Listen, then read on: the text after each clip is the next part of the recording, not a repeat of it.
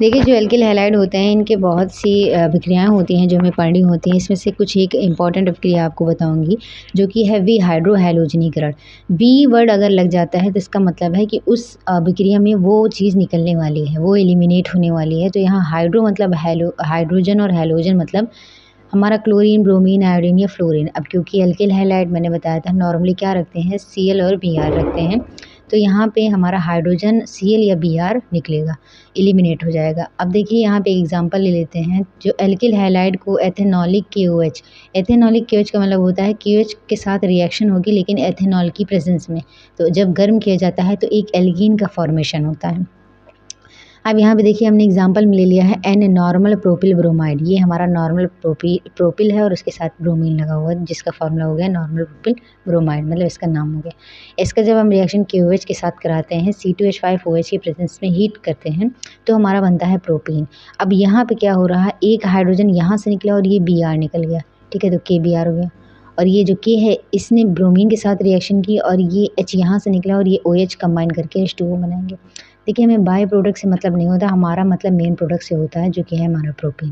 तो यहाँ हमारा एलिमिनेशन किसका हुआ, एक हाइड्रोजन यहाँ से निकला है और एक ये Br निकला है, यानी हाइड्रोजन और एक हैलोजन निकला है, इसलिए इसको क्या कहा जाएगा, विहाइड्रोहैलोजनीकरण अपक्रिया, ठीक है, जो कि एल्किल हैलाइड की एक अच्छी या इम्पॉर्टेंट अपक्रिया होती है।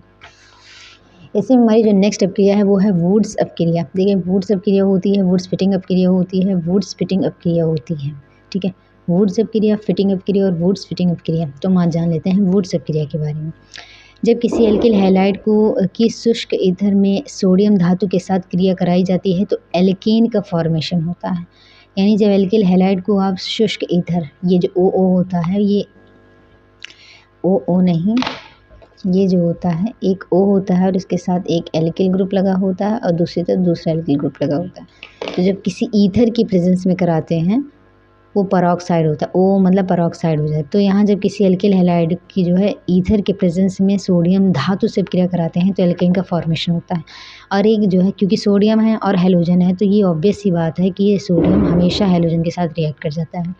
एग्जाम्पल में हमने ले लिया एथिल आयोडाइड को, आयोडाइड और ये एथिल ग्रुप, ठीक है, प्लस सोडियम धातु हमने ली, ईथर की प्रेजेंस लगाई और क्या हो गया, ये जो आई होता है ये सोडियम के साथ चला जाएगा। अब इसको हम नंबर में कर देते हैं 2, ठीक है, तो ये क्या हो गया, जब 2 इधर कर देंगे तो 2 बार ये हो जाएगा तो C2H5 तो ये हमारा क्या बन गया, नॉर्मल ब्यूटेन, और ये हमारा इधर सोडियम आयोडाइड अलग हो गया। ये रिएक्शन जो होती है हमारी क्या होती है, वुड्स अपक्रिया कहते हैं, इसको वुड्स रिएक्शन कहते हैं। Thank you for watching.